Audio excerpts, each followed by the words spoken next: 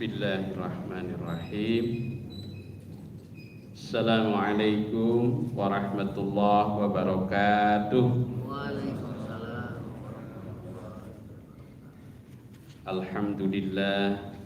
Alhamdulillahi rabbil alamin. Wa bihi nasta'inu ala umuri dunya waddin.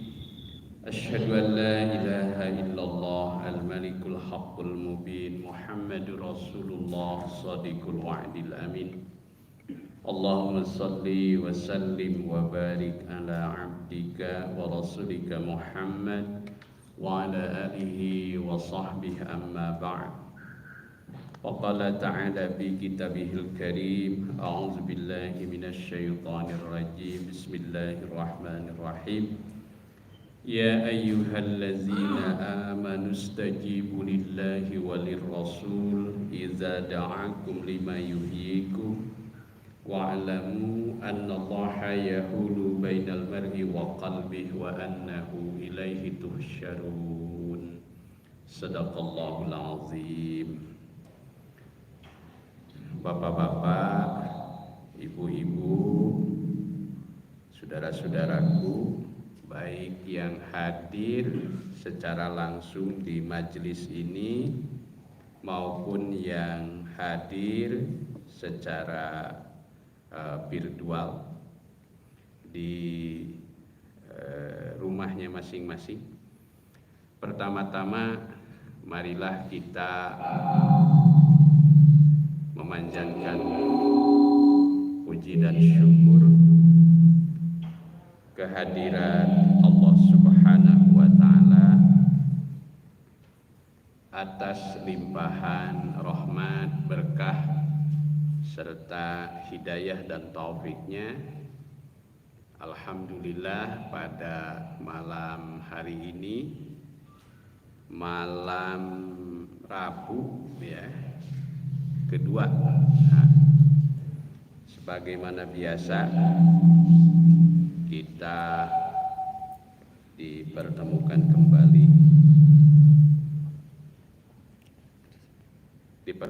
kembali di majelis ini dalam keadaan sehat walafiat ya. Mudah-mudahan kehadirannya menjadi wasilah turunnya rahmat dan berkah Allah Subhanahu wa taala, dan semoga pula melalui kajian ini akan menambah keteguhan keimanan kita, juga memperoleh pencerahan ilmu dan wawasan keislaman kita, sehingga kita semakin termotivasi untuk melaksanakan ibadah dan amal soleh dengan sebaik-baiknya. Salawat dan salam semoga senantiasa Allah curahkan kepada panutan agung junjungan alam Rasulullah Sallallahu Alaihi Wasallam beserta keluarga dan para sahabatnya. Baiklah, Bapak dan Ibu, saudara-saudaraku yang dimuliakan Allah, insya Allah dalam kajian kita pada pertemuan ini kita akan melanjutkan pembahasan tentang adab kepada Allah Subhanahu wa taala. Al-adab ma'allah ya. Bagian yang kedua, di mana sebelumnya sudah kita kaji bersama tentang adab kepada Allah. Ada 5 poin ya, ada 5 poin, dan ketika itu kita sudah sampaikan 3 poin ya, 3 poin. Yang pertama, ternyata seseorang itu dinilai sangat beradab kepada Allah ketika dia banyak bersyukur kepadanya, ketika dia ketika dia pandai bersyukur kepada Allah Subhanahu wa taala dengan penuh kesadaran bahwa hakikatnya apa yang dia miliki, apa yang dia punyai, apa yang dia rasakan itu hakikatnya tidak bersumber dari yang lain kecuali bersumber dari Allah Subhanahu wa taala. Itu satu. Yang kedua, seseorang itu dinilai sangat beradab kepada Allah ketika dia mempunyai satu perasaan atau suasana batin ya yang dapat digambarkan yaitu semacam khosyah ya. Khosyah. Apa itu khosyah? Yaitu khosyah itu lebih tinggi dari khauf ya. Yaitu al-khauf ma'at ta'zim. Khauf takut tapi disertai dengan ta'zim, dengan rasa mengagungkan Allah Subhanahu wa taala. Karenanya orang yang sudah mulai mulai merasakan hadirnya khosyah, maka akan semakin timbul dalam dirinya itu yaitu rasa malu. Al-haya ya, rasa malu. Dan rasa malu ini bukan main ini. Ini dikatakan dalam sebuah hadis kan, al-haya'u minal iman. Malu itu adalah sebahagian daripada iman. Dan rasa malu ini bukan cabang iman biasa ya. Ketika seorang ahli hadis menjelaskan tentang makna dari hadis tadi al-haya'u minal iman, maka dijelaskan bahwa yang dimaksud adalah al-haya'u syu'batun azimatun. Malu itu adalah cabang yang agung dari iman. Jadi subhanallah ya. Maka pantas jika junjungan kita Nabi Muhammad sallallahu alaihi wasallam itu digambarkan dalam salah satu riwayat, beliau itu adalah satu sosok pribadi yang dikatakan yaitu wa kana sallallahu alaihi wasallam syadidul haya'i wat tawadhu. Nabi sallallahu alaihi wasallam itu adalah satu sosok yang sangat sangat pemalu gitu ya di hadapan Allah itu. Sangat pemalu di hadapan Allah, wat tawadhu, dan sangat tawadhu, rendah hati itu insyaallah. Sehingga digambarkan begitu besar rasa malunya kepada Allah sehingga ketika Nabi hendak meminta pun ya itu beliau hanya mengungkapkan dengan bahasa isyarat ya. Ketika beliau selama 16 bulan itu menghadap sholat ke arah Baitul Maqdis ya. Sementara hati kecilnya sebetulnya ingin sekali agar kiblatnya itu diarahkan ke Masjidil Haram. Maka beliau tidak berani menyampaikan keinginannya itu ya, kecuali diungkapkan dalam bahasa tubuh. Qad nara taqalluba wajhika bis sama. Sungguh aku perhatikan engkau membolak-balikan wajahmu ke langit. Gitu ya. Itu. Jadi inilah yang kedua. Yang ketiga yang sudah kita kaji bersama, seorang muslim itu sangat menyadari, sangat memahami, sangat memperhatikan ya, dengan penuh kesadaran bahwa perjalanan hidup dan kehidupannya itu tidak lepas dari qada dan qadar Allah Subhanahu wa taala. Jadi segala sesuatunya itu sudah ada blueprintnya, ya, sudah ada ketetapannya, sudah ada qada dan qadarnya. Ini banyak ayat-ayat yang menjelaskan tentang hal ini. Di antaranya di surah Al-Hadid ayat 22, ya, 22, 23. Ma asaba min musibatin fil ardi wala fi anfusikum illa fi kitabin min qabli an nabraha inna zalika 'ala Allahi yasir. Inna zalika 'ala Allahi yasir. Jadi tidak ada satu peristiwa yang terjadi di bumi dan terjadi atas diri kamu sekalian kecuali hal itu sudah ditetapkan oleh Allah sebelum Allah menciptakannya. Dan itu adalah sesuatu yang sangat mudah bagi Allah. Inna zalika 'alallahi yasir.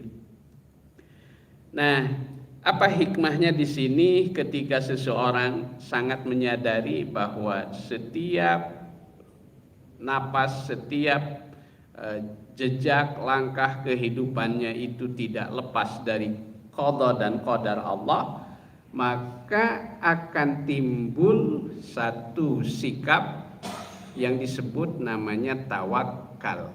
Ya, yang disebut namanya tawakal. Tawakal. Ya,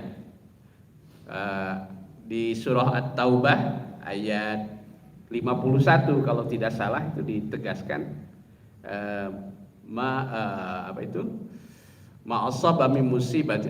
Di surat At-Taubah ayat 51 itu Allah Ta'ala menjelaskan bahwa qul lan yusibana, katakanlah tidak ada sesuatu yang menimpa kami illa ma kataballahu lana, kecuali apa yang telah dituliskan, ditetapkan oleh Allah untuk kami. Huwa maulana, dialah pelindung kami. Wa 'alallahi falyatawakkalul mu'minun. Maka hanya kepada Allah lah hendaklah orang-orang mukmin itu bertawakal. Ya. Jadi salah satu ciri seorang muslim, seorang hamba Allah yang benar-benar iman terhadap adanya qada dan qadar, maka akan semakin teguh, ya, semakin kuat, semakin mantap kebergantungannya kepada Allah, sandarannya kepada Allah. Dia memiliki sandaran vertikal kepada Allah Subhanahu wa taala. Nah, ini yang disebut namanya tawakal, ya. Tawakal. Jadi wa 'alallahi falyatawakkalul mu'minun. Di surah Al-Maidah ayat 23, wa 'alallahi fatawakkalu, dan hanya kepada Allah lah fatawakkalu, hendaklah kamu sekalian bertawakal, in kuntum mu'minin, jika kamu benar-benar sebagai orang-orang yang beriman. Jadi Masya Allah, saya kira sekarang ini justru salah satu kekuatan batin lah yang harus dikuatkan, yang harus dioptimalkan, yang harus dilatihkan, yang harus diriyadhahkan. Di antaranya adalah tawakal, ya. Tawakal. Ini. Namun tentu di dalam praktiknya ketika seseorang bertawakal itu dilakukan setelah dia mengoptimalkan, ya, mengoptimalkan ikhtiarnya, mengoptimalkan usahanya, gitu ya. Itu kan.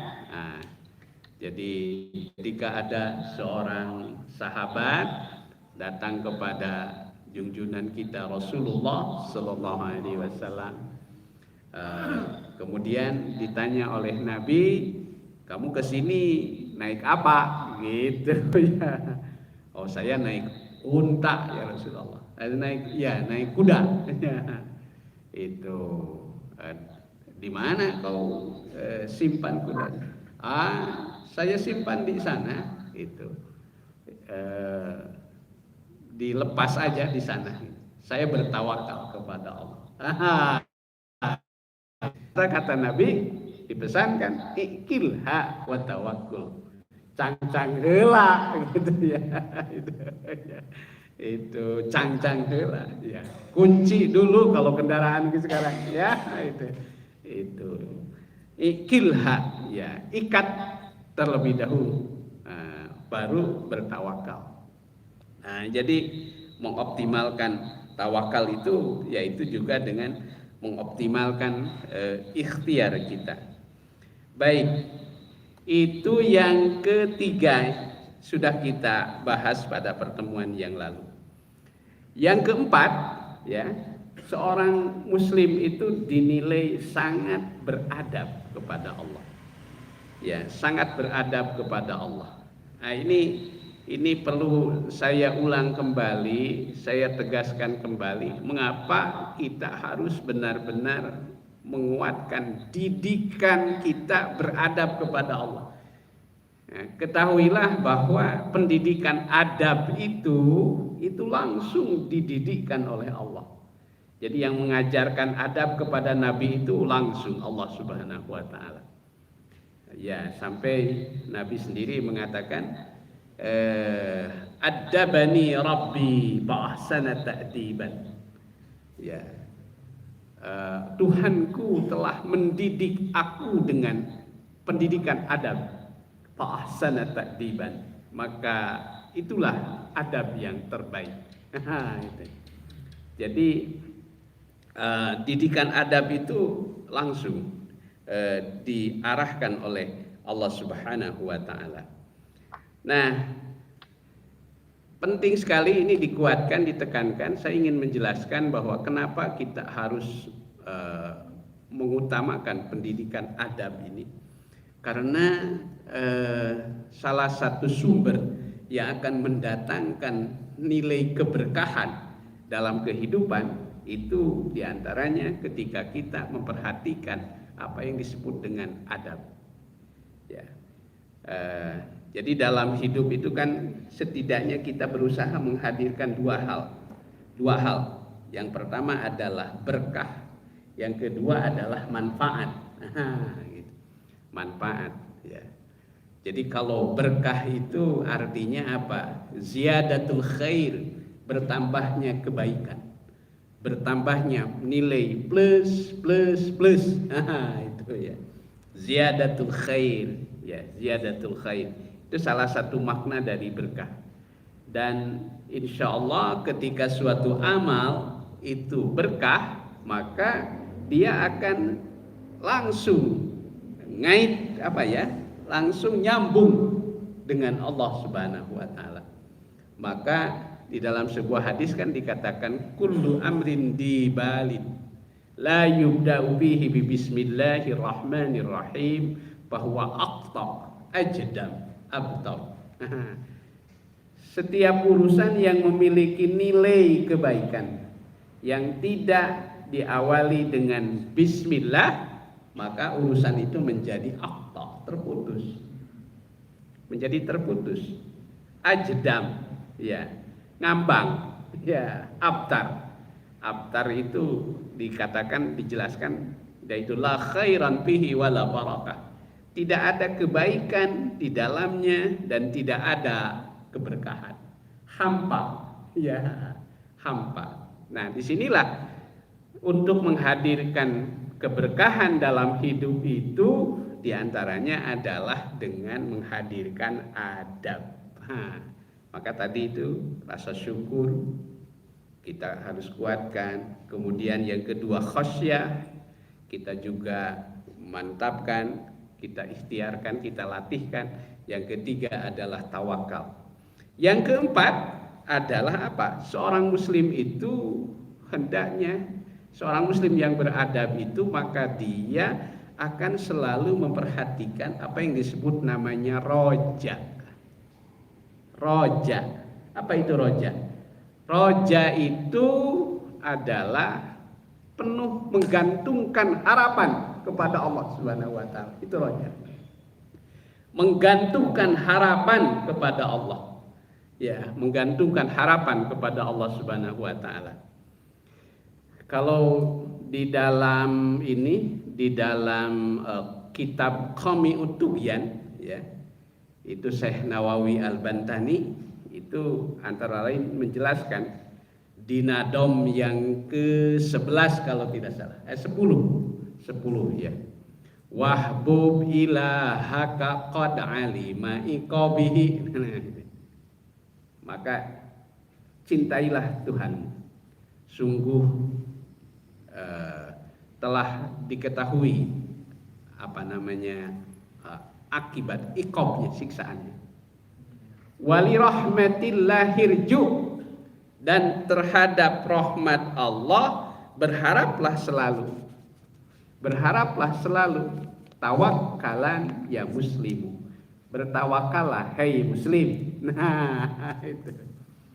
Jadi roja ini adalah salah satu sikap mental seorang muslim. Jadi dia selalu menggantungkan harapan kepada Allah. Mengapa? Kita harus selalu menggantungkan harapan kepada Allah Subhanahu wa taala. Karena Allah itu adalah sumber kasih sayang. Allah itu adalah sumber rahmat. Ya, sumber rahmat. Ada seseorang yang dulu itu dikenal dia orang yang amat sangat merasa dirinya amat sangat berdosa. Ya, merasa amat sangat berdosa. Namanya Wahsy. Ya, namanya Wahsy. Wahsy ini adalah seorang kalau sekarang itu mungkin seorang preman. Wah, seorang preman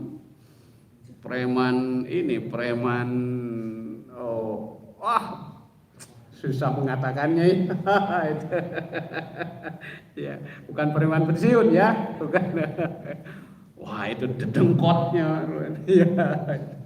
Bayangkan dia orang yang pernah disewa oleh seorang wanita yang ingin melampiaskan dendamnya kan, ya, itu kepada seseorang yang merenggut, ya, orang-orang yang dibanggakannya. Itu yaitu menaruh dendam kesumat yang luar biasa kepada Sayyidina Hamzah. Ya, maka wanita ini kemudian dia menyewa seorang pembunuh bayaran. Wah, itu dilatih. Dia antara lain salah satu kepandaiannya itu kalau sekarang itu lempar lembing, ya, melempar tombak dari jarak jauh, ya. Maka ia dilatih secara khusus itu dalam peristiwa perang Uhud itu untuk melumpuhkan Hamzah. Targetnya itu satu, itu. Iya. Nah, ini. Dan sebagaimana kita ketahui kan dalam peristiwa Uhud itu Hamzah itu sebagai sayyidus syuhada, sebagai tuannya para syuhada, itu gugur di situ dengan keadaan yang sangat tragis. Nah, singkat cerita, setelah peristiwa itu, nah Wahsy ini dia di suatu ketika pada waktu Futuh Makkah, dia tumbuh kesadarannya. Dia merasa dirinya sebagai orang yang paling berdosa di muka bumi. Sehingga dalam peristiwa Futuh Makkah, kemerdekaan kota suci Mekah, Nabi yang mulia Muhammad SAW sudah memberikan semacam amnesti, kalau istilah sekarang itu pengampunan. Ya. pengampunan, termasuk kepada Wahsy. Termasuk kepada Wahsy ini. Maka kemudian sampailah berita itu kepada Wahsy. Dan Wahsy itu dipersilahkan untuk mendatangi Nabi Muhammad SAW untuk menyatakan pertaubatannya. Jadi dibukakan pengampunan yang luar biasa. Tetapi apa yang terjadi? Wahsy ini justru dia tidak sanggup untuk memperlihatkan wajahnya di hadapan Nabi. Karena dia merasa bahwa dirinya itu sangat tidak pantas untuk mendapatkan pengampunan seperti itu. Ya. Maka dia tidak sanggup untuk memperlihatkan wajahnya di hadapan Nabi Muhammad SAW. Walaupun dia termasuk orang yang mendapatkan pengampunan itu. Nah, karena apa? Nah, karena dia saking merasakan dirinya sebagai orang yang sangat berdosa. Itu sangat berdosa. Nah, tapi begitulah kasih sayang Allah Subhanahu wa taala. Maka kemudian ketika Wahsy merasa dirinya tidak layak untuk mendapatkan pengampunan dari Allah karena dirinya merasa orang yang amat sangat berdosa, maka kemudian turunlah satu ayat, la taqnatu mir rahmatillah. Janganlah sekali-kali kamu berputus asa dari rahmat Allah. Oh ya. Janganlah, karena tidak ada orang yang berputus asa dari rahmat Allah illal qaumal kafirun, kecuali orang yang kafir. La taqnatu mir rahmatillah. Jangan sekali-kali berputus asa dari rahmat Allah. Nah, karena itu maka inilah hikmah yang paling tinggi berkaitan dengan raja. Di hadapan Allah Subhanahu wa taala sesungguhnya seburuk apapun dirinya seseorang, ketika dia benar-benar datang kepada Allah dengan sepenuh kesadaran, maka Allah menjanjikan bahwa sesungguhnya rahmatnya itu sungguh lebih luas daripada adabnya. Inna rahmatallah wa rahmati wasi'at kulla syai'. Begitu Allah berfirman dalam surah Al-A'raf ayat 156. Dan rahmatku wasi'at kulla syai', sangat luas meliputi segala sesuatu. Ya, jadi inilah, karena itu maka kita sebagai seorang muslim, kita tidak perlu ragu bahwa ketika kita datang menghampirinya dengan sepenuh kesadaran, betapapun kita sadar bahwa kita kalau istilah orang Sunda mah lamokot kudosa ya. Itu kita penuh dengan dosa, penuh dengan kesalahan, penuh dengan kekhilafan. Tapi ketika kita benar-benar datang menghampiri menghadap Allah Subhanahu wa taala, maka yakinlah bahwa rahmat Allah sungguh lebih luas. Nah, inilah pentingnya kita menguatkan roja. Roja itu adalah harapan, menggantungkan harapan. Termasuk di dalam mengarungi dinamika kehidupan. Saya kira jamaah sekalian, salah satu dinamika kehidupan kita hari ini, kita dihadapkan pada suasana yang mungkin ya bagi sebagian orang itu sangat berat. Entah karena faktor ekonomi, berat karena menghadapi putus hubungan kerja, ya gitu. Belum lagi putus hubungan jeung awewe gitu. Eta mah cek barudak naon broken heart gitu. Ya. Jadi itu. Ya. Jadi ini kan banyak orang yang mengalami satu suasana batin ya. Kalau saya sering mengatakan istilahnya apa? Mengalami kebangkrutan spiritual. Kebangkrutan spiritual. Maka dalam situasi seperti ini kita hendaknya berusaha untuk pertama-tama yaitu apa? Melapangkan dada kita. Ya, melapangkan dada kita. Maka banyaklah kita antara lain untuk berdoa, memohon kepada Allah. Di antaranya apa? Rabbishrah li sadri wa yassir li amri wahlul 'uqdata min lisani yafqahu qawli. Rabbishrah li sadri, ya Allah lapangkanlah dadaku, wa yassir li amri, dan mudahkanlah urusanku, wahlul 'uqdata min lisani, lepaskanlah ikatan dari lidahku, dari lisanku, yafqahu qauli, agar mereka paham perkataanku. Ini. Jadi itu doa siapa itu? Doa Nabi Musa alaihi ketika menghadapi siapa? Firaun. Ya, ketika menghadapi Firaun itu. Jadi ternyata Musa diarahkan, ya, dibimbing oleh Allah Subhanahu wa taala menghadapi Firaun yang dikenal sangat diktator itu, yaitu dengan doa tadi. Rabbishrah li sadri wa yassir li amri wahlul 'uqdata min lisani yafqahu qawli. Adapun junjunan kita Nabi Muhammad sallallahu alaihi wasallam, beliau walaupun belum berdoa secara langsung kepada Allah, tapi Nabi Muhammad sudah dikaruniai kelapangan hati, kebesaran jiwa. Apa? Alam nashrah laka sadrak. Bukankah kami telah melapangkan dadamu? Wa wada'na anka wizrak alladzi anqadha zahrak wa rafa'na laka zikrak fa inna ma'al usri yusra. Maka sesungguhnya beserta kesulitan, di situ ada kemudahan. Fa inna ma'al usri yusra. Maka sesungguhnya beserta kesulitan pasti ada kemudahan. Ini. Di balik setiap kesulitan, di situ pasti ada kemudahan.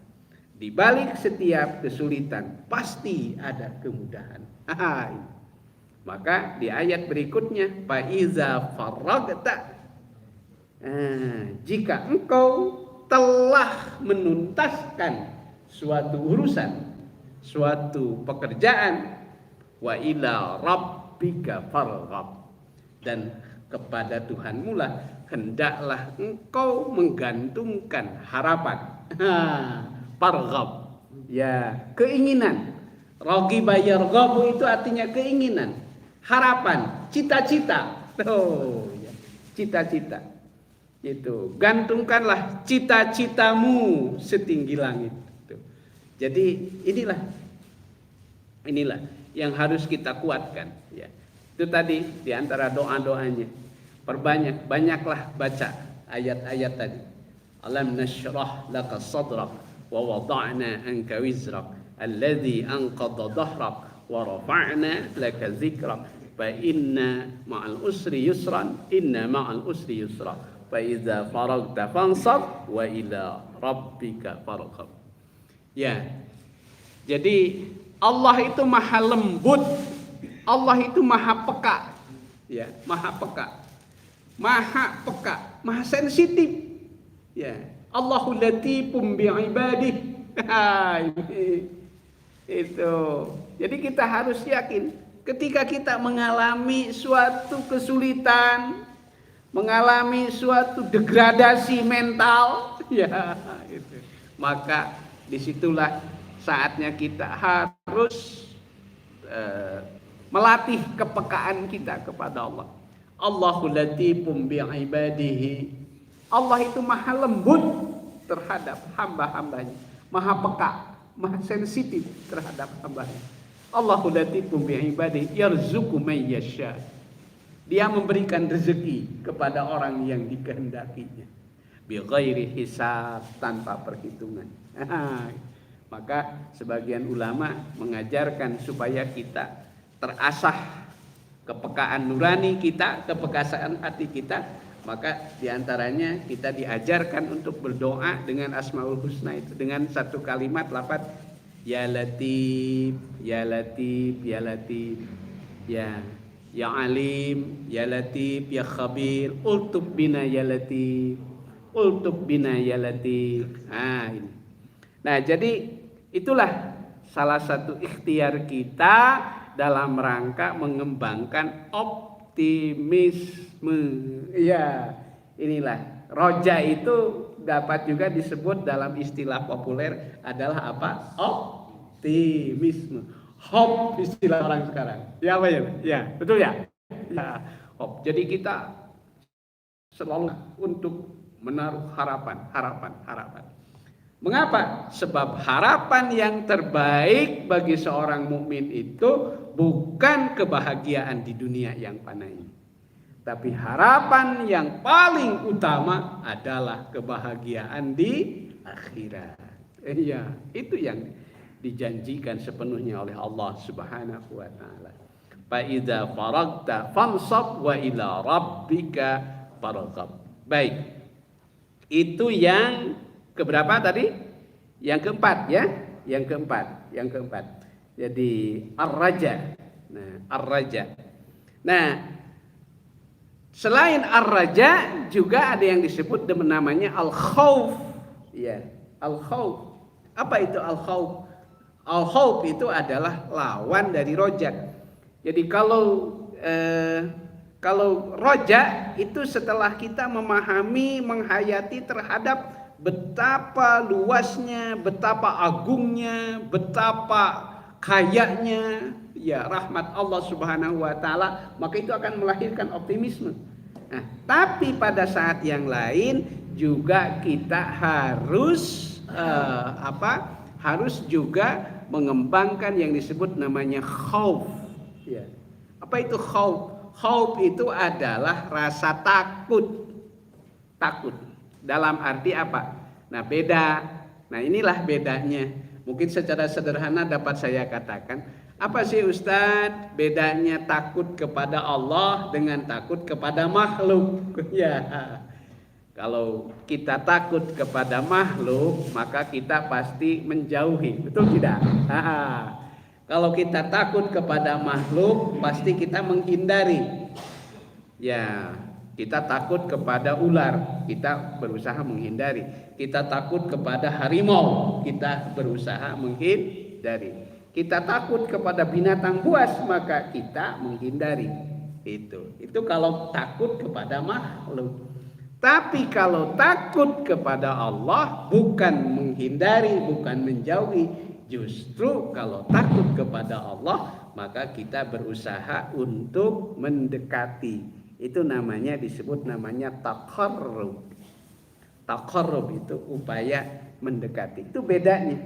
Mengapa? Sebab Allah itu ditakuti bukan karena apa? Bukan karena ghadabnya, ya. Tapi boleh jadi justru Allah itu murka kepada hambanya akibat dari apa? Akibat dari dosa-dosa kita. Akibat dari kekeliruan kita. Maka orang yang takut kepada Allah justru akan melahirkan apa yang disebut namanya kehati-hatian. Kehati-hatian. Kemudian dia kesadaran melakukan sesuatu. Karena apa? Karena dia yakin bahwa suatu saat apa yang dilakukannya itu pasti akan dimintai pertanggungjawaban di hadapan Allah Subhanahu wa taala. Itu. Saya yakin sekali kalau orang yang takut kepada Allah itu dia akan mempunyai satu sikap mental yang dulu sempat terkenal, disebut namanya waskat, katanya ya, pengawasan melekat, ya, pengawasan malaikat, ya. Itu kalau orang takut kepada Allah, dia akan melakukan sesuatu dengan penuh rasa tanggung jawab. Ya, saya kira insya Allah ya, yang namanya korupsi dan sebagainya yang sekarang kan begitu parah gitu kan. Iya. Karena bagaimanapun juga yang namanya takut kepada manusia, itu yang namanya manusia itu ada batasnya, ada subjektifnya, ya. Itu yang namanya manusia itu pasti ada lemahnya, ya. Ada sisi lemahnya. Disuap saja penegak hukumnya misalkan kan itu, ya. Itu sudah lain ceritanya. Itu beda kalau takutnya takut kepada makhluk, kepada manusia, ya. Tapi kalau takut kepada Allah Subhanahu wa taala, justru dia akan melahirkan satu sikap, yaitu kehati-hatian, kewaspadaan, dan melakukan segala sesuatu dengan penuh rasa tanggung jawab. Karena apa? Karena nanti di akhirat dia akan dihadapkan, akan dimintai pertanggungjawaban Allah Subhanahu wa taala. Ya, maka dalam Al-Qur'an itu disebut namanya Maliki Yaumiddin. Nah, ini dari kalimat Maliki Yaumiddin itu hendaknya itu melahirkan apa yang disebut namanya khauf, ya. Itu namanya khauf. Baik. Nah, itulah. Nah, kemudian yang terakhir ya, dari uraian ini. Oh, sudah. Oke, baik. Nah, sebelum nanti kita lanjutkan, ya, kita akan break dulu, ya. Mari kita simak terlebih dahulu azan Isya. Ya, disilakan. Mangga.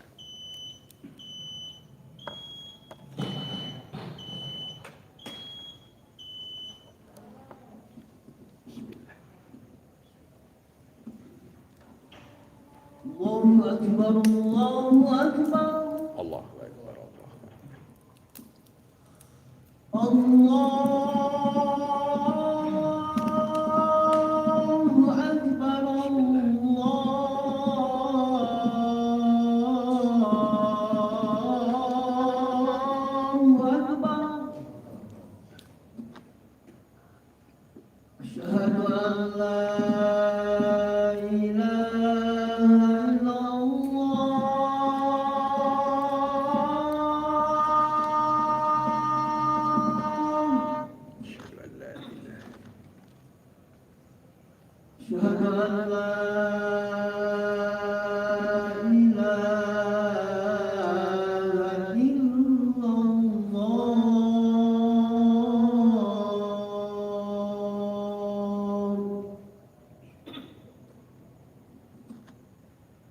Asyhadu an la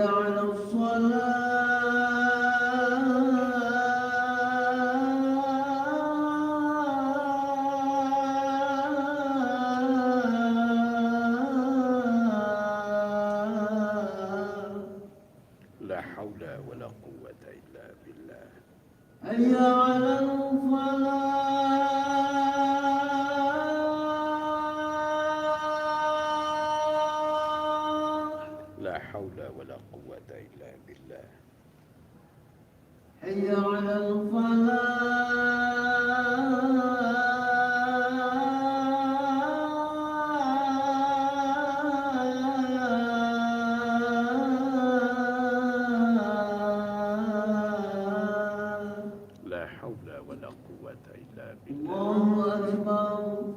Allah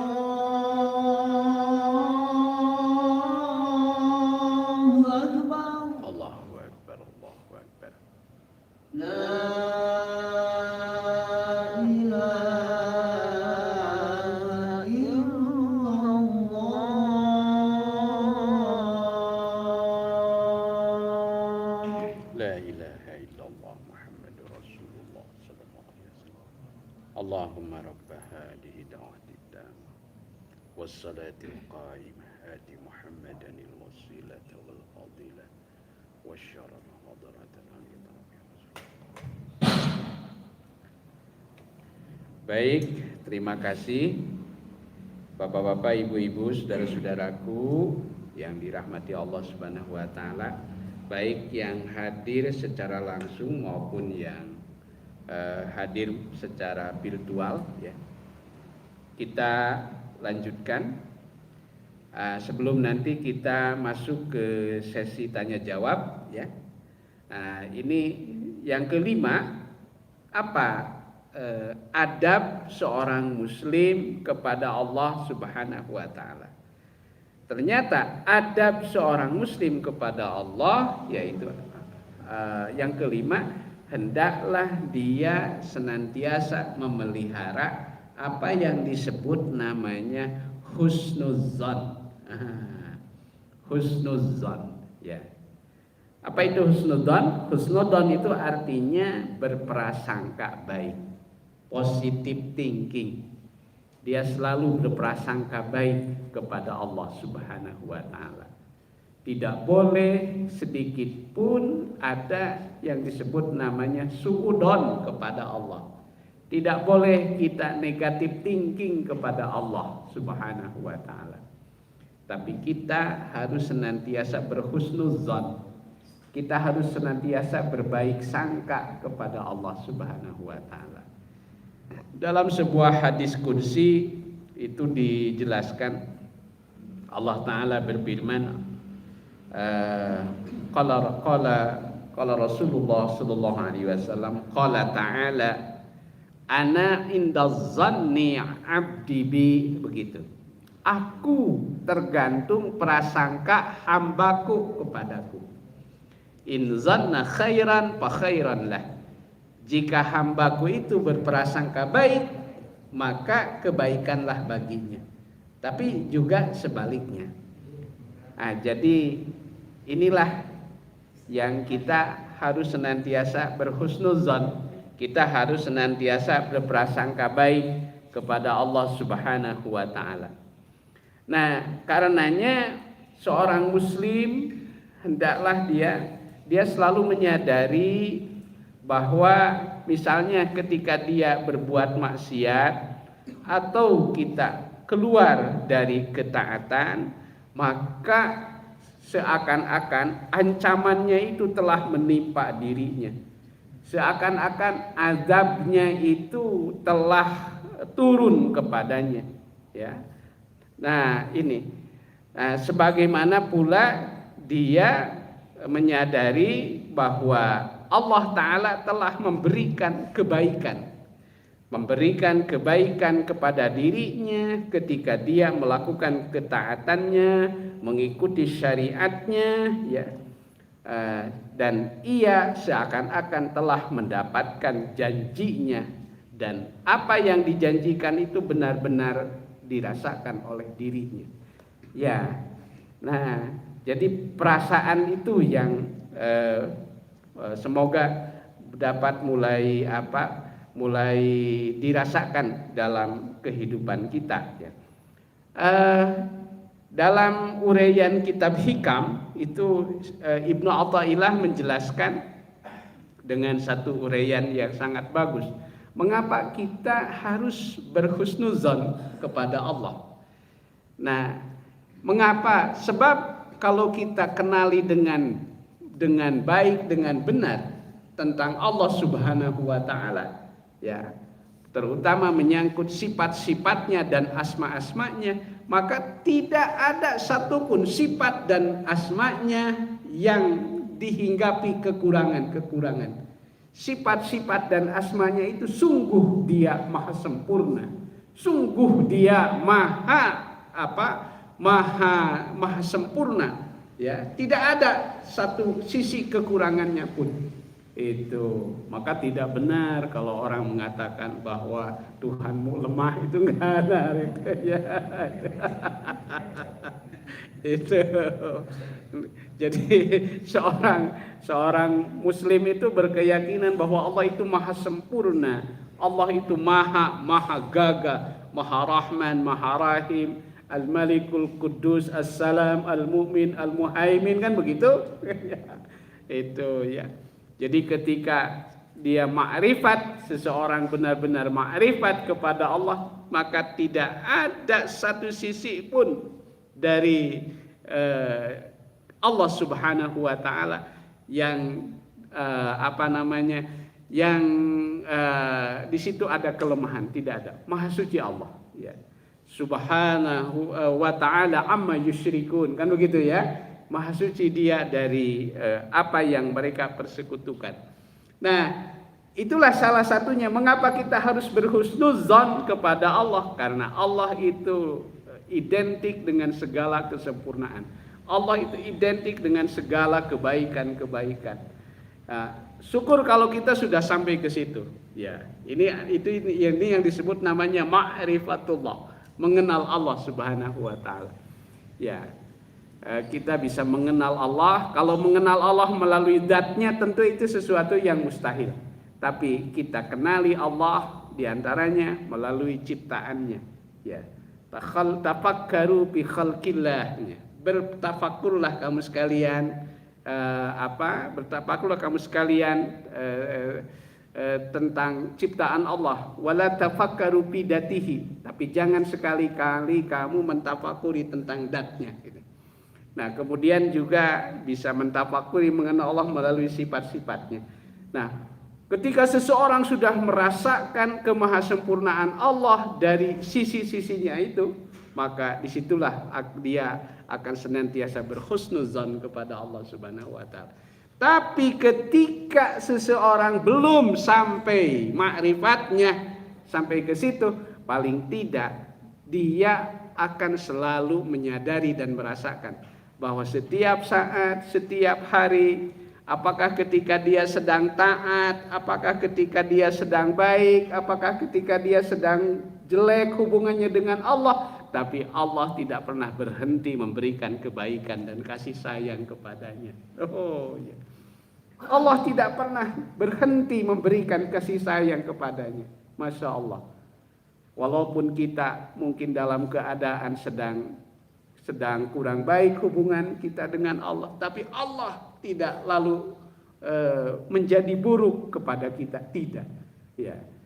Semuanya senantiasa Allah berikan. Bahkan begitu luasnya rahmat dan kasih sayang Allah Subhanahu wa taala hingga rahmat Allah itu disebarluaskan termasuk kepada orang yang tidak beriman, kepada orang yang kufur. Ya, maka disitulah dikatakan sifat Allah itu Ar-Rahman.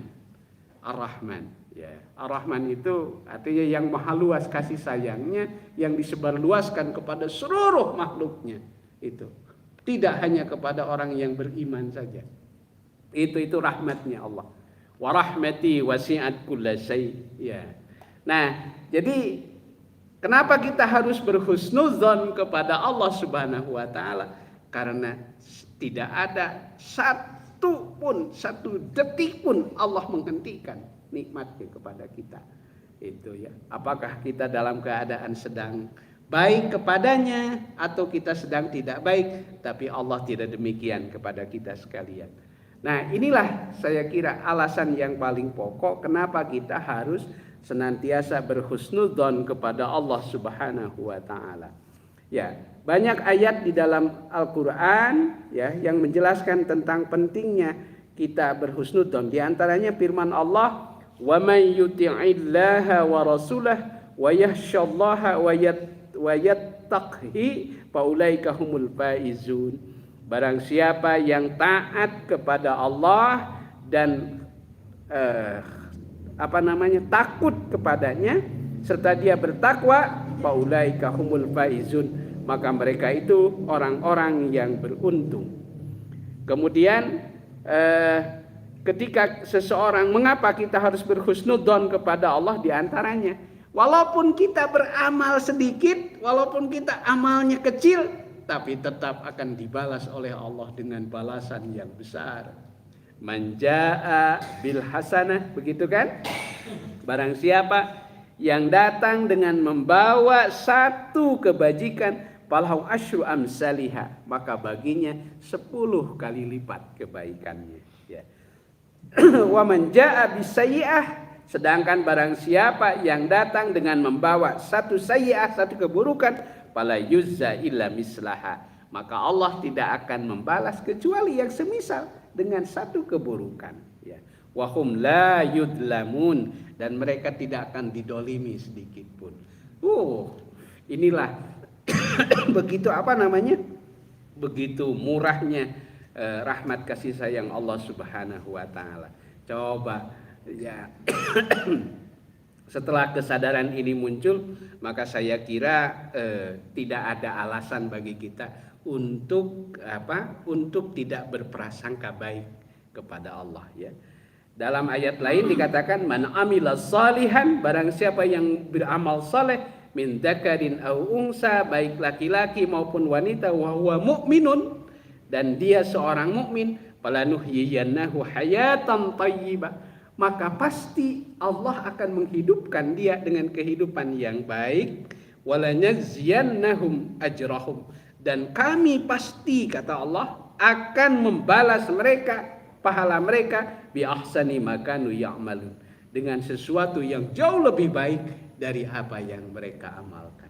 Nah, inilah beberapa motivasi, beberapa dalil, ya, ayat-ayat Al-Qur'an yang menjelaskan betapa pentingnya kita untuk selalu berhusnuzan kepada Allah Subhanahu wa taala, berbaik sangka kepada Allah, ya. Nah, mudah-mudahan Bapak-bapak, ibu-ibu, saudara-saudaraku yang dirahmati Allah Subhanahu wa taala, dengan kajian ini semoga kita akan menguatkan, ya, kita akan termotivasi untuk menguatkan hubungan kita dengan Allah Subhanahu wa taala. Semakin kita beradab kepada Allah dengan 5 hal tadi, ya. Pertama, meningkatkan rasa syukur. Yang kedua, khasyah yang melahirkan haya. Kemudian yang ketiga, iman kepada qada dan qadar yang melahirkan tawakal. Kemudian yang keempat yaitu ar-raja, ya. Ar-raja, kita menggantungkan harapan kepada Allah Subhanahu wa taala. Dan yang kelima adalah khauf, ya. Yang kelima adalah khauf yang akan melahirkan kewaspadaan dan kehati-hatian, ya, kehati-hatian, karena kita sadar bahwa semuanya akan dimintai pertanggungjawaban di hadapan Allah Subhanahu wa taala. Dan yang terakhir adalah husnuzan, ya. Kita berusaha untuk berprasangka baik kepada Allah. Baik, saya kira nah inilah, ya, materi tambahan dari kajian kita adab kepada Allah Subhanahu wa taala. Mudah-mudahan ada berkah, hikmah dan manfaatnya. Nah, silahkan kalau untuk melengkapi, ya, mangga silahkan. Mengenai iman pada qada dan qadar. Ya, baik. Kalau itu kan ketetapan dari Allah yang sudah pasti, ya. Dan sama yang di rumah. Yang di rumah. Punten baterai itu saya. Ya, silakan. itu kan ketetapan pasti dari awal, qada, ya. Ya. Dan qadar itu kan ada aturan atau ketetapan dalam perjalanan. Nah, kemudian kalau dihubungkan dengan surat Al-Isra ayat 4, wa qadaina ila bani Israila fil kitabi la tufsiduna fil ardi marratain, gitu kan. Jadi wa qadaina, dan telah kami tetapkan, kata Allah. Ketetapan buat orang Yahudi itu bahwa kamu akan merusak di muka bumi ini marratain 2 kali. Maka ketetapan itu dari awal 30.000 tahun sebelum diciptakannya itu, atau masuk qadar, gitu. Iya. Waduh. Ini kalau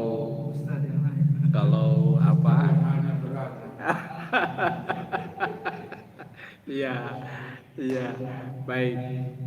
Kita coba elaborasi, ya. Jadi satu hal yang kita pahami bahwa qada itu makna asalnya adalah ketetapan. Jadi ibarat katakanlah SK lah, gitu, ya. Kalau Kalau kalau surat keputusan gitu Pak ya. Nah, maka keputusan ketetapan kan gitu ya. Itu kan sudah di SK-kan. itu kira-kira seperti itulah. Kira-kira seperti. Nah, tapi dalam perkembangannya gitu kan hal-hal kalau itu biasanya ada ada klausul Pak Haji itu gitu. Ada itu apa? Jadi Ada yang dulu. ya, ya. Jadi hal-hal yang akan terjadi perubahan di kemudian hari itu tentu mengikuti sesuai dengan perubahan. Itu berjalannya suatu ketetapan itu yang disebut namanya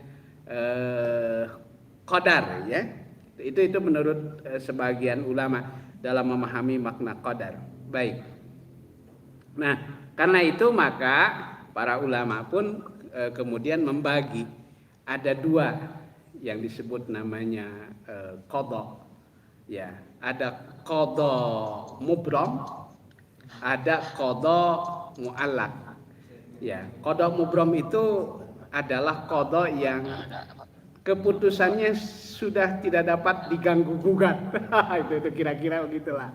Jadi keputusannya sudah paten, tidak dapat diganggu gugat ya. Sedangkan kalau muallaq itu dapat berubah. Yaitu tergantung kepada ikhtiar dan doa ya. Nah, salah satu yang akan merubah qada dan qadar itu adalah doa. Terutama menurut sebagian ulama yaitu doa yang dipanjatkan di malam qadar ya gitu. Nah, di malam qadar. Nah, jadi bagaimana kaitannya tadi dengan qada yang ditetapkan kepada kaum Bani Israel ya. Kepada kaum Bani Israel.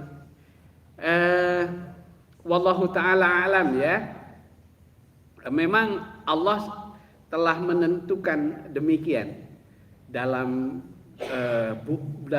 blueprintnya ya, dalam ketetapannya.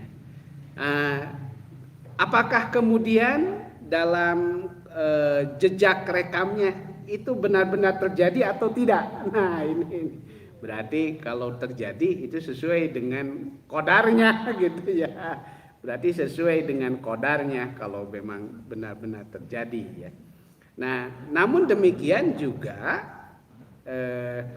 bahwa setiap Bani Israel itu saya kira tidak digeneralisir seperti itu. Ada juga mereka itu yang kemudian mereka juga merubah jalan takdirnya ke arah jalan takdir yang lebih baik kan. Bahkan dijanjikan kalau mereka itu beriman kepada Allah, beriman kepada kerasulan Nabi Muhammad sallallahu alaihi wasallam, maka mereka justru sampai dijanjikan 2 pahala kan oleh Allah Subhanahu wa taala. Hanya saja diakui memang dalam fakta sejarah katanya bahwa minhumul mu'minun di antara Al-Qur'an mengatakan sebagian besar mereka memang tidak beriman. Minhumul mu'minun Minhumul mu'minun di antara mereka ada yang beriman wa aksaruhumul fasikun ya. Tapi sebagian besar mereka adalah orang-orang yang fasik. Jadi ada Bani Israel juga saya kira sampai keturunannya yang beriman.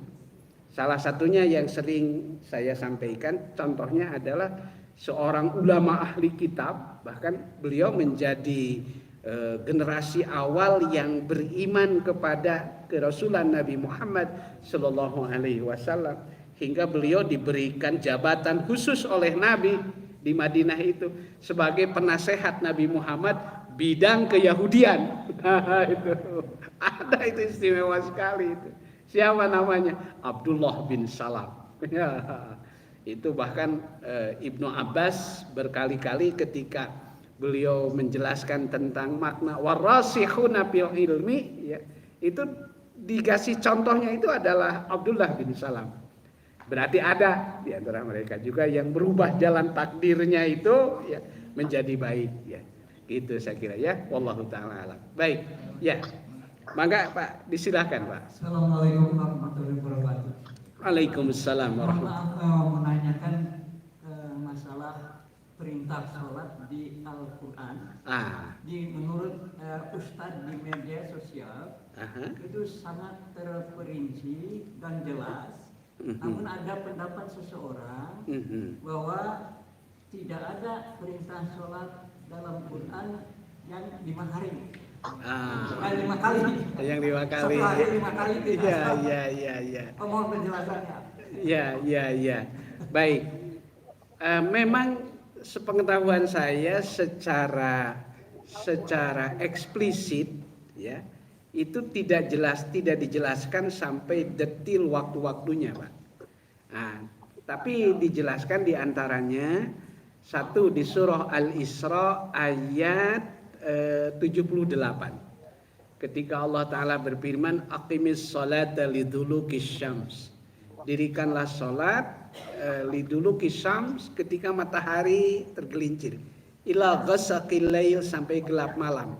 Di sini terwadahi 4 waktu sholat. Duhur, asar, maghrib, dan isya. Ya, dan isya. Kemudian wa Qur'an al-fajri, dan perhatikan bacaan fajar. Ya, bacaan fajar. Itu sholat subuh, Pak. Inna Qur'an al-fajri kana mashhuda. Itu satu ayatnya. Kemudian ayat yang kedua di surah An-Nisa. Saya mohon maaf agak lupa ayatnya. Yaitu ayat yang berbunyi innas salata kanat alal mu'minina. Sesungguhnya salat itu ditetapkan kepada kaum mukminin. Ya, innas salata kanat alal mu'minin, itu adalah kewajiban yang ditetapkan kepada setiap kaum beriman, kitabam mauquta, sebagai suatu kewajiban yang sudah ditentukan batasan waktu-waktunya. Jadi batasan waktu-waktunya ya. Waktu-waktunya sudah ditetapkan. Maka kemudian rinciannya ada waktu duhur, ada waktu asar, ada waktu maghrib, ada waktu isya, dan ada waktu subuh. Memang sampai praktik kepada detilnya itu Rasulullah Shallallahu Alaihi Wasallam itu langsung dibimbing, ya, langsung dibimbing oleh malaikat Jibril alaihissalam. Ya. Jadi ketika datang waktu duhur, nah malaikat Jibril datang membimbing beliau di waktu itu. Kemudian ketika asar demikian, ketika maghrib, ketika isya, dan pada waktu subuh. Jadi detil-detilnya seperti itu. Secara eksplisit memang benar, itu tidak dijelaskan bahwa duhur, asar, maghrib, isya, tidak demikian. Ya. Nah, tapi Al-Quran tadi menyebutkan diantaranya adalah innas salata kanat alal mu'minina kitabam mauquta. Sesungguhnya salat itu adalah kewajiban yang telah ditetapkan kepada kaum mukminin ya, pada waktu-waktu yang telah ditentukan, yang telah ditetapkan ya. Demikian saya kira ya. Wallahu taala alam. Baik. Ibu Eva. Ya? Ibu Eva barangkali. Ya, masih ada barangkali? Mangga. Di rumah Bu Eva dari Bu Eva. Oh, ya. Silakan kalau ada. Ditaruh. Ibu Eva?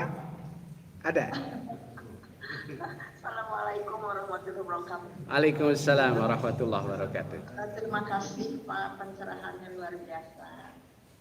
Namun memang beberapa hal yang sebetulnya tadi sudah disampaikan, tapi kebetulan tadi saya salah bisa jadi ada yang tersingkat. Itu mengenai adab yang terakhir itu kalau tidak hati-hati ya. Setelah khauf itu Ya. yang kelima khauf, Yang kelima khauf, yang keenam husnuzon. husnuzon Ya. Ya, itu mungkin bisa dijelaskan Pak Gafir tadi. Iya, baik. Baik, terima kasih Ibu. Ya. Jadi mungkin lebih tepatnya 6 ya adab kepada Allah itu. Saya ulang, 1 syukur, yang kedua khasyah yang melahirkan haya, yang ketiga iman kepada qada dan qadar yang melahirkan tawakal, kemudian yang keempat roja, ya, roja yang melahirkan harapan, optimisme, ya optimisme, kemudian yang kelima khauf, ya, yang melahirkan kehati-hatian dan rasa tanggung jawab, ya, khauf, dan yang terakhir adalah husnudzan, ya. Husnudzan itu positive thinking, ya. Mungkin kalau bisa diterjemahkan secara lebih sederhana, positive thinking artinya kita selalu berprasangka baik kepada Allah Subhanahu wa taala. Jadi Allah itu benar, sangat bergantung kepada prasangka kita. Maka disinilah kita harus senantiasa menjaga prasangka kita. Saya malah memahami makna yang paling sederhana dari ucapan dzikir kita itu, salah satunya adalah husnudzon. Coba ketika kita berzikir dengan kalimat tasbih, subhanallah, subhanallah, subhanallah, maha suci Allah. Itu salah satu maknanya, selain Allah maha suci dari segala sifat-sifat kekurangannya, juga maha suci Allah dari prasangka negatif kita kepadanya. Ini makna yang paling sederhana. Dari ucapan subhanallah itu juga melahirkan satu makna bahwa maha suci Allah dari prasangka negatif kita kepadanya. Punten, ketika kita berada dalam situasi yang down, ya mungkin orang bilang, ketika kita berada dalam situasi down, ketika kita berada dalam situasi yang kurang menguntungkan, ya, maka mungkin saja timbul dalam hati kita kan sedikitnya rasa suudon kepada Allah. Nauzubillahi min dzalik. Nah ini nih, ketika timbul perasaan-perasaan seperti itu, maka segeralah kita beristighfar, segeralah kita memohon ampun kepada Allah Subhanahu wa taala.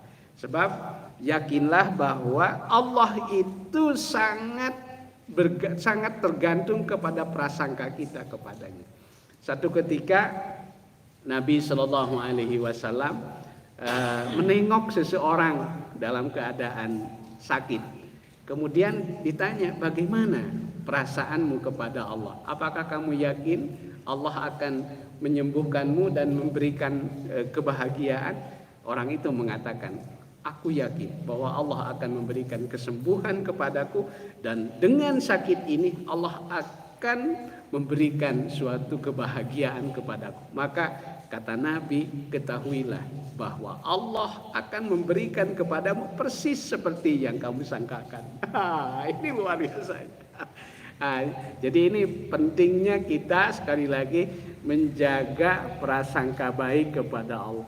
Cek bahasa sederhana nama pokoknya nama ulah ngarasulah ke Allah. Gitu ya. Ulah ngarasulah ke Allah. Jadi kita selalu bersihkan pikiran kita, suasana batin kita, ya, yaitu antara lain dengan kalimat-kalimat suci, ya, seperti kalimat tasbih, kalimat tahmid. Dari ucapan itu saja sebetulnya itu sudah akan memberikan optimisme yang luar biasa. Maha suci, subhanallah, maha suci Allah dari segala sifat kekurangannya dan dari segala prasangka negatif kita kepadanya. Itu makna subhanallah. Alhamdulillah, maha suci Allah, maha suci Allah. Segala puji bagi Allah. Ya, segala puji bagi Allah. Bahkan kalau sebagian ulama memaknai alhamdulillah itu adalah apa?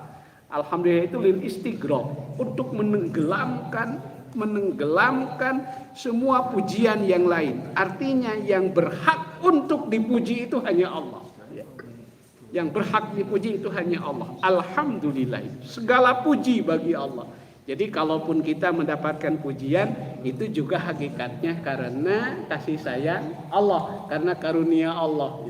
Maka setiap kita mendapatkan pujian, bagus, hebat, dan sebagainya, maka segeralah kita kembalikan kepada Allah. Ya, kita sampaikan alhamdulillah. Pemain dipuji itu orang kayak ngaken, wih kan ke Allah gitu. gitu ya. Itu alhamdulillah ya, segala puji bagi Allah. Nah, apalagi kalau sekarang coba dikuatkan dengan kalimat Allahu Akbar. Allahu Akbar, Allahu Akbar. Allah Maha Besar. Artinya apa? Segala sesuatu selain Allah adalah kecil. Termasuk juga tantangan yang ada di hadapan kita. Ketika seseorang telah benar-benar yakin dia kepada Allah, maka yakinlah bahwa di hadapan Allah semuanya adalah kecil. Hanya Allah yang Maha Besar. Maka kenapa kalimat-kalimat itu yang sering dijadikan yel-yel itu kan? Allahu Akbar. Takbir kan gitu. Itu kan sampai kan dia dikasih yel itu kan takbir kan gitu jadinya. Tapi nu salah tema eta. Takbir itu gelut jeung dulur. Wah itu salah bisa deh. Itu salah bisa deh tahu. Itu pas saya jeung dulur eta dua-duana ngucapkeun Allahu Akbar. Takbir itu ada. Aduh, eta mah salah, eta mah lain salah 11, salah 16 itu. Ya, itu. Nah, jadi itulah hal yang paling sederhana ya. Mudah-mudahan Bapak-bapak, Ibu-ibu, saudara-saudaraku yang dirahmati Allah Subhanahu wa taala, sekali lagi kajian ini sungguh sangat terbatas ya, tapi mudah-mudahan membawa hikmah, membawa berkah dan manfaat. Mari kita tutup dengan berdoa. Allahumma shalli wa sallim ala sayyidina Muhammad wa barik wa sallim. Amin ya Allah ya rabbal alamin. Allahumma inna nas'aluka minal khairi kullihi ajilihi wa ajilihi ma 'alimna minhu wa ma lam na'lam wa na'udzubika minasy syarri kullihi ajilihi wa ajilihi ma 'alimna minhu wa ma lam na'lam. Allahumma inna nas'aluka al-jannah wa ma yuqarribu ilaiha min qawlin wa amalin wa niyatin wa i'tiqad wa na'udzubika minan nar wa ma yuqarribu ilaiha min qawlin wa amalin wa niyatin wa i'tiqad. Allahumma wa ma qadaita alaina min amrin faj'al 'aqibatahu rasyada. Rabbana taqabbal minna innaka antas samiul alim wa tub 'alaina innaka antat tawwabur rahim. Rabbana atina fid dunya hasanah wa fil akhirati hasanah wa qina adzabannar. Wa sallallahu ala khairi khalqi sayyidina Muhammad wa ala alihi wa sahbihi wasallam. Subhana rabbika rabbil izzati amma yasifun wa salamun alal mursalin walhamdulillahi rabbil alamin. Kita tutup dengan kifarat majlis. Subhanakallahumma rabbana wa bihamdika asyhadu an la ilaha illa anta astaghfiruka wa atubu ilaik. Walhamdulillahi rabbil alamin. Assalamualaikum warahmatullahi wabarakatuh. Waalaikumsalam. Hatur nuhun Pak Kiai.